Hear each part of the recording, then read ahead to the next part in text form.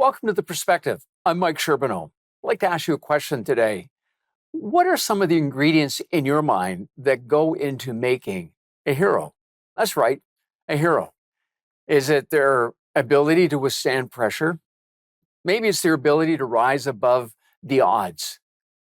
Maybe it's their ability to stoop down from their high perch and to associate with the lowly. We see all of those things and more in the Lord Jesus. And Jesus is often referred to as the hero of our faith. But as I read through the Bible, I see the narrative over and over again of how God works through real people to rise above difficult situations. I see the young man Daniel, who withstood incredible pressure under the Babylonian Empire. I see a man named Joseph, who was thrown in prison for a crime that he didn't commit. He is a hero. I look at some of the mothers, the mother of Jesus, the mother of John the Baptist. They were heroes, how they withstood incredible opposition from the social climate of the time they lived in and how they stood their ground. What does a hero mean to you? Well, today we're going to be watching a trailer. It's called Unsung Hero. And it's the story of the Smallbone family. And in a moment, we're going to be interviewing Luke Smallbone, who's with us. And he is not just an Australian actor, but he's one half of the 4-time Grammy Award-winning pop duo for King and Country. Their music is everywhere across the continent. You're going to enjoy this so much. But stay with us right now as we watch a clip from the movie Unsung Hero.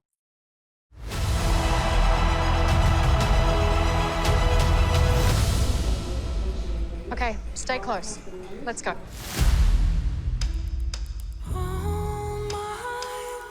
How y'all doing?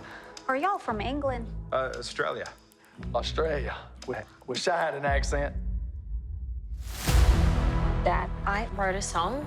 Thought maybe we could ask for an audition. Oh, that's great, honey. Let's take it one step at a time. Kay tells me you're a promoter. You know someone looking for one? Well, I may know somebody who should be. She's been given a beautiful voice. It's a miracle. She's a special one, son. Your family, they're not in the way. They are the way. There's no food, and we're almost out of money. We need to make some changes. Kids, we need your help. This is everything we have, and sometimes it's going to grow, and sometimes it will shrink, but it cannot be allowed to disappear.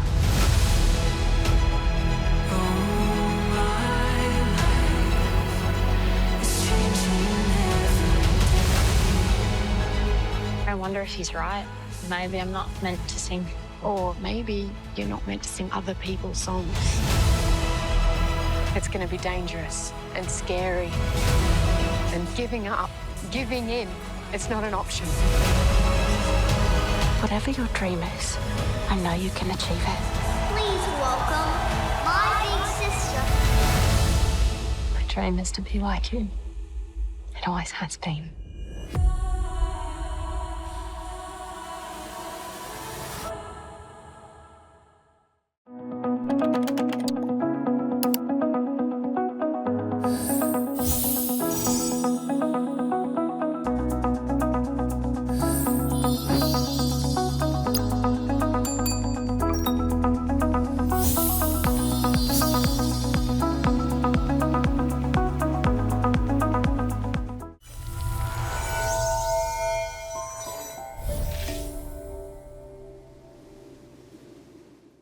Hey, well, I'm here with Luke Smallbone, executive producer of Unsung Hero.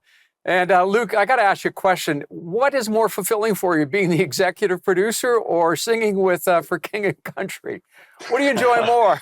Oh, great question. Well, first and foremost, thanks for having me on the show. Look, I think it takes. I think my world is a little cyclical, right? I think they all feed into each other. If I wasn't doing music, I don't think I would be, will have had any of the gifts or the ideas of how to make a movie. But movies kind of fuel music as well. I think if I'm one of those guys that if I'm caught doing one thing for too long, I get a little bored with it. And so there's something about music that's kind of always changing, and then obviously films as well. So more fulfilling. The jury's out, I guess. We'll find out in the coming years. Well, I've had the opportunity to see Unsung Hero. Thanks for sending me the preview. My wife and I enjoyed it. And of course, the problem is when you see something like that, and now I'm talking to you, I'm trying to put you into a category, like, were you the one that could stay focused on something? You're bouncing all around and it's all good. But tell me, what was percolating inside of your mind when you say, we got to do this show, we've got to do Unsung Hero? Give us a little bit of the background. Yeah, so I was originally born in Australia. Hopefully you can still tell.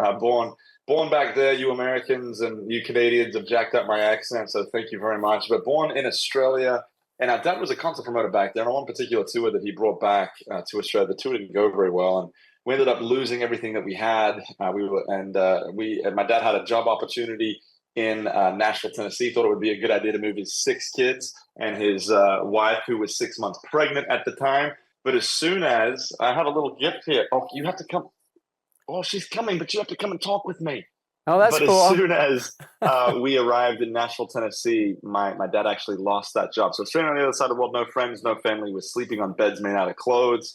And at that time, I started sharing that story with everyone around America and with Fakir and Country, and had a lot of people come to us and say, hey, look, you should write a book about this. But the truth is, we were homeschooled, so we don't read or write very well. And we thought maybe we could make a movie instead. And the heartbeat behind the movie is really family. That's part of the reason why I just grabbed her, is because family, I think, is more important today than ever in the history of the world. Sure, we do not value it as such. And Mother Teresa says, if you want to change the world, go home and love your family. And that's really the point behind this movie. I love that statement. If you want to change the world, go home and love your family. Why did you tell the story the way that you did? Very intriguing. Yeah. I think that look, I want to make movies as quality and as good as we can, but I also think that there's something about being very honest about movies and about stories that is very, very important. And this movie, at the end of the day, I have a high hope for people to feel the love of Jesus when they listen to music, and then when they watch movies. But I think sometimes in faith films, we've done an interesting job where it just comes across a little cheesy. It comes across a little bit, not truly authentic. One of the things I love about this story is it just is what it is. This is our story. This is the things that, happened. You can argue that, was it God's favor, or was it God's provision that some of these miracles happened? You can argue those things, or was it just God, or was it, were people just helpful? You can, debate those things, but at the same time, for us, this is just the story that happened. These were the prayers that we prayed days later. These were the things that happened. And to me, I think that this film is essential and needed because it's just real. This is just what it is. It was kind of neat because in the movie you show putting the prayer requests on the fridge, and then you move it over to the answer column when it happens. Do you still do things like that in your own home right now? Do we do things like that in our home? Is that what you were saying? Yeah. We don't do a list like that per se, but I do think that we're always trying to talk about the things that God is doing, and when things actually come into fruition, you actually end up doing. You got to make sure that you actually talk about those things, and you become someone who is. And she wants some berries. Okay, well, you got to give me 2 more minutes, and then I'll get more berries. Okay, well, 2 minutes, and then we'll do it. All right. She's going to steal the show. She's going to steal the show. Exactly right. People are always like, man, you're going to just have the kids come and run around and do these types of things. It's like, here's the deal. Your ratings are going to go up if she's here. So it's only helpful to you. We got to introduce her to us. What's her name? This is Evie. Can you say hi? That's Mike right there. Can you say hi? Yeah. Can you say I am really glad you're here. I have a granddaughter that looks just like you. She's got blonde hair, curly hair, and she can steal the show anytime. And if you were to come and he's got a granddaughter just like you. Yeah. Oh, yeah. And if you were to come and visit me, you'd be stealing my candies as well. They're all in my office. So like the Star Brights and all that good stuff. That's so important because we all need a little bit of candy in life, don't we? That's right. A little sugar. One of the things that intrigued me about the movie, and I almost struggle with because as a dad, you don't know this, but I have 5 daughters and we've traveled across the country being involved in Christian ministries. I saw the hard struggles your dad went through when hopes were crushed. And how did he respond to that as you think back to those times? It's natural. Our hopes get broken. We identify with that. But give me your spin on that. Yeah, I mean, look, he's the movie kind of talks about. He went through his own journey that was a little challenging. When we first came to America, it was very, very difficult to find work. We were Australians coming into a new country. It was tough, but I will say this: Dad, actually, unlike a little bit that it is in the movie, he's relentlessly optimistic. And I think that for yourself, I'm sure I went through some difficult moments having 5 daughters and trying to do things that God calls you to do. These aren't walks in the park, right? You don't do it, but you don't do it because it's easy. But you do it because it's right. You do it because it's out of obedience, is because it's the right thing for you to do. And I think that's what we actually, as fathers in our household, we have to demonstrate to our kids, like, hey, even when things get hard, I'm doing this because I'm being obedient to God. And when they see the evidence of that working in our lives, they want to do that in their lives. And I think that that's what struggle produces. Struggle produces character, produces perseverance, and ultimately produces hope. But if you don't have any struggle, are you going to be quite as hopeful? You might not be. Struggle actually is a gift to a lot of people. And I think for me and my family, for my dad, he would say that the best thing that ever happened to him was he lost everything. And the moving over here was a part of that, and going through those struggles was a part of that. We're talking today to Luke Smallbone. We're going to be right back on The Perspective to hear more about Unsung Hero. Stay with us. We'll be right back.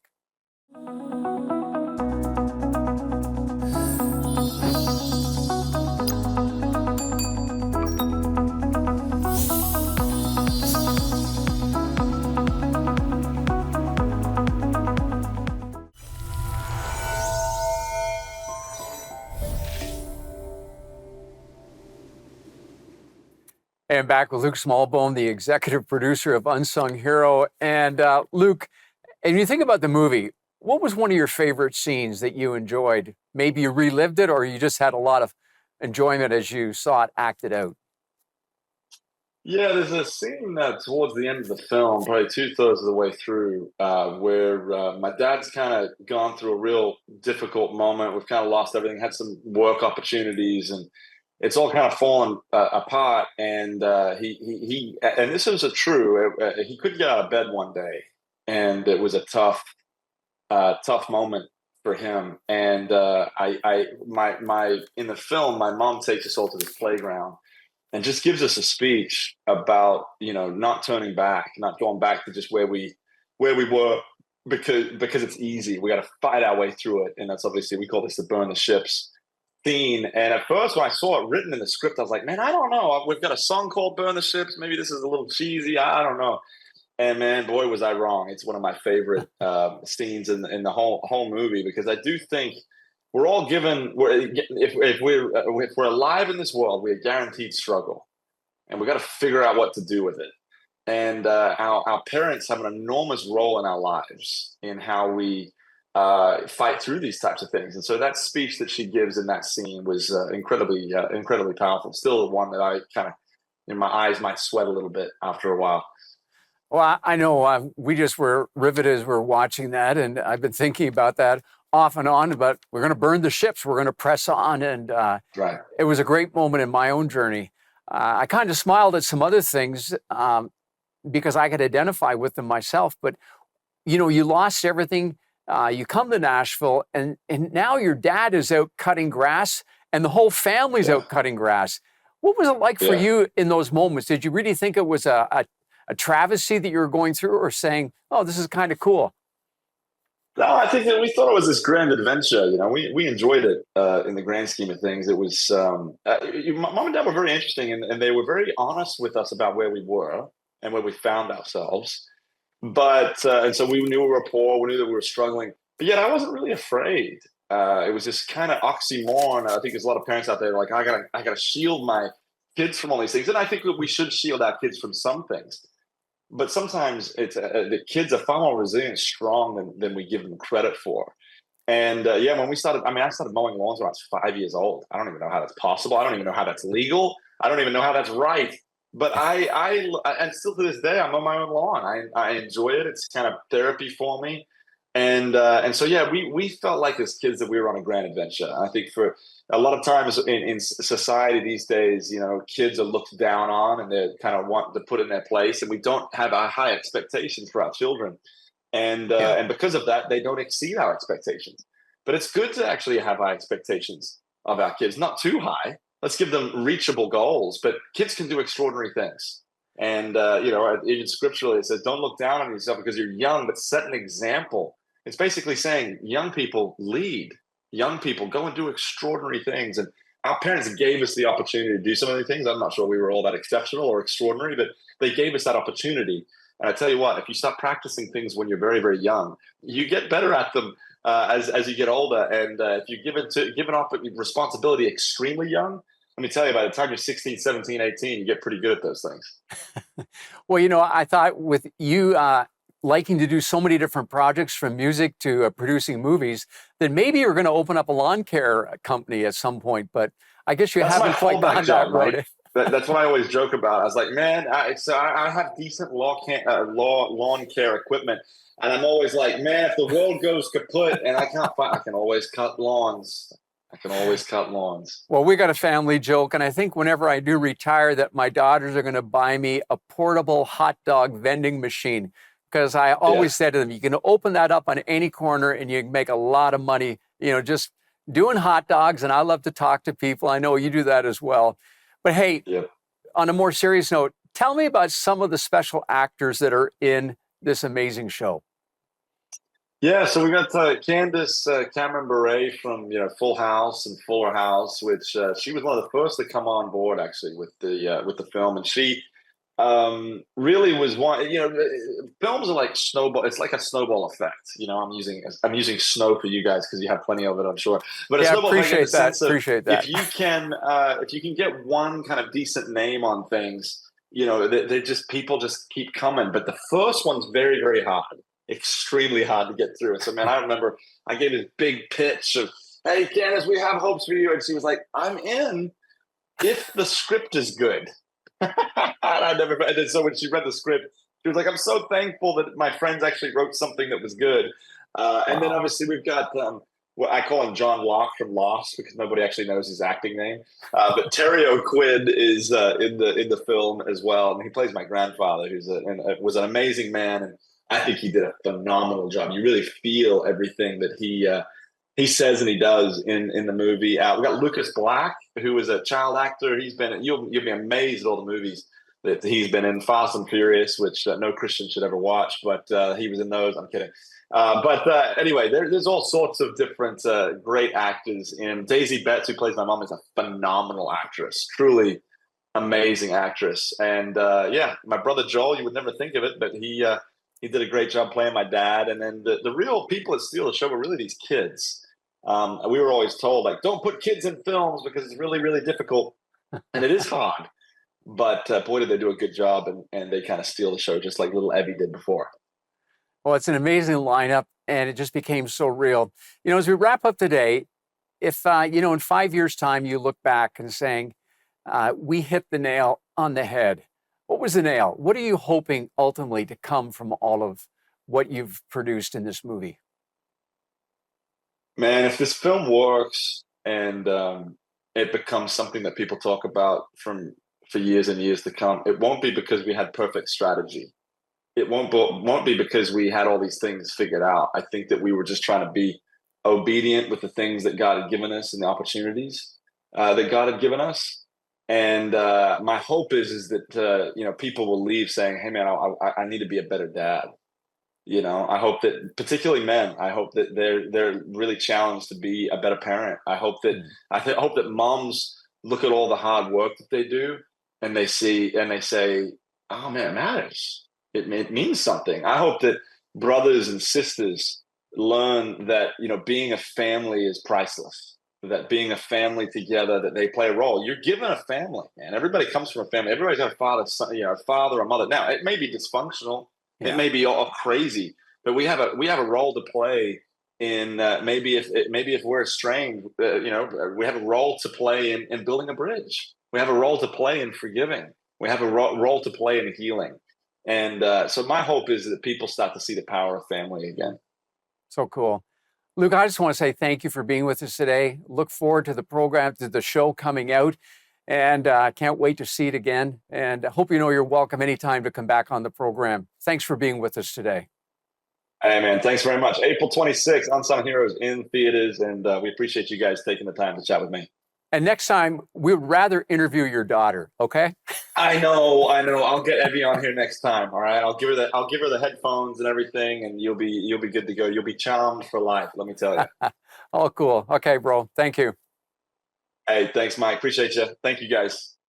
John Tesh with you with now more reasons to spend time in nature, or even better, to live near a forest or a tree-filled park. Here are two. First, it reduces stress and it boosts your brain power. So researchers in Germany found that living within sight of trees strengthens the area of the brain that processes emotions like fear and anxiety, which makes people better at coping with stress. In fact, listen to this. Spending time in natural settings cuts the risk of an early death by a full 16 to 18%. Why are trees so beneficial? It's partly because we humans find green calming, since it's the color of spring and renewal. Plus, green is in the middle of the light spectrum. So just looking at the color creates a natural balancing effect on the body and brain. So what if there aren't any trees in your neighborhood? The good news is researchers say just looking at photographs or videos of forests will reduce stress in your world.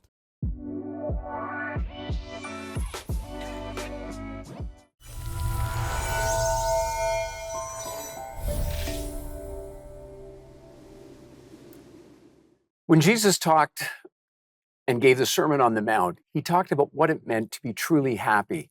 And happiness is not always based on the externals, but it's based on the condition of our heart. The condition of our heart reflects so much about what we really are like. It's those things that come out of us in those awkward moments when we're under pressure. If we look at society today, and if we look back through countless generations, it would seem to me that there's a mindset that those who survive are the ones who are strong, the ones who take life by the throat, the ones who don't say no, the ones who just push on and almost seem to have a disregard for others. Now, we know that that could be seen as an exaggeration, but you get the picture. If you think of a military leader, if you think about someone who's a great sports player, they're not someone who is sitting back passively. No, they're very aggressive and they take life by the throat.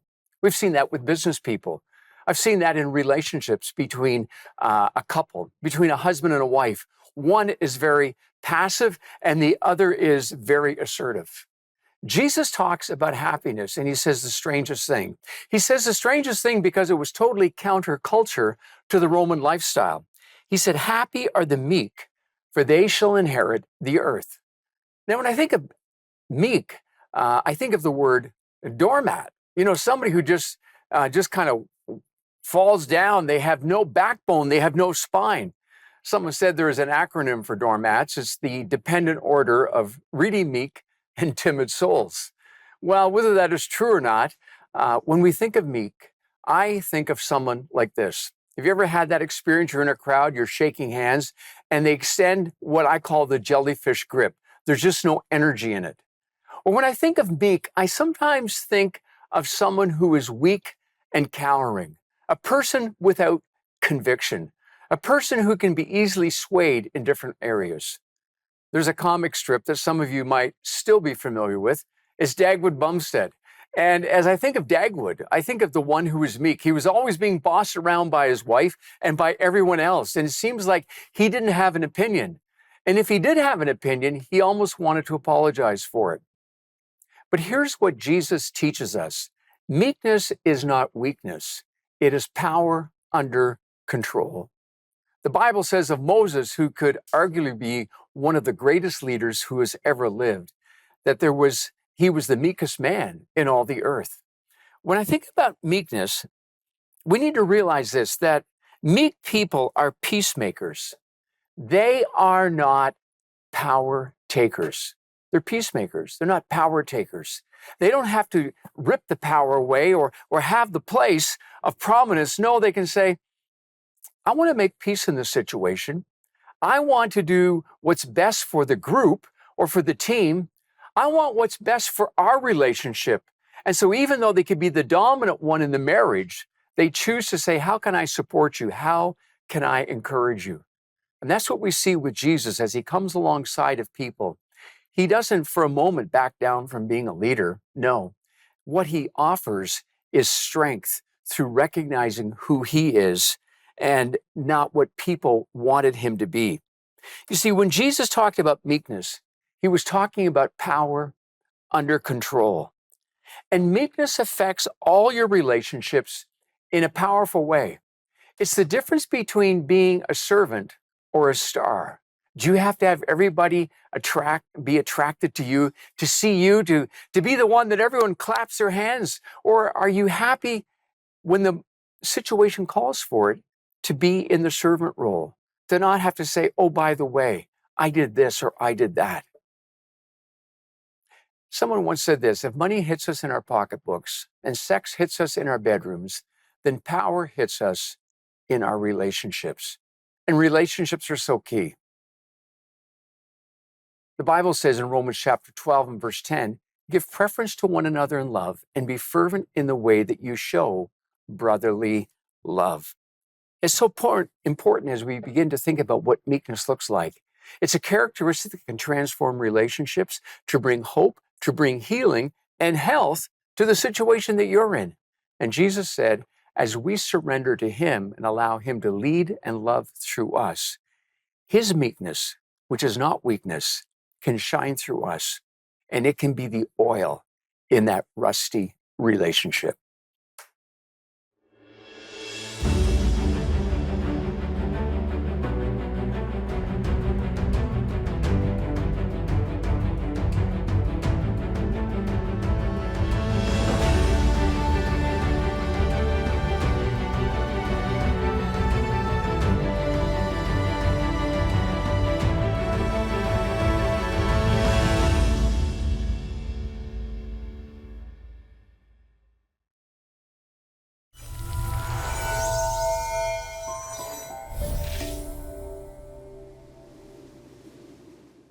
One of the powerful themes that comes through in the movie Unsung Hero is that as we lean heavily on God, we can expect and wait for his miracle of provision. We're not always sure what that's going to look like, but the promise of his presence is something that we can count on, that we can know beyond a shadow of a doubt that he is with us. And today, as we wrap up the program, I want to remind you of that incredible truth as well, that you are loved by God, that he cares for you, that he knows the difficult situation you're in, and he wants to walk with you. You can open up your heart to him right now and say, Lord Jesus, I want to walk with you. I want to say yes to you. Will you be my Savior? Will you be my Lord? And if you ask him that question, he will say yes. He's waiting to receive you.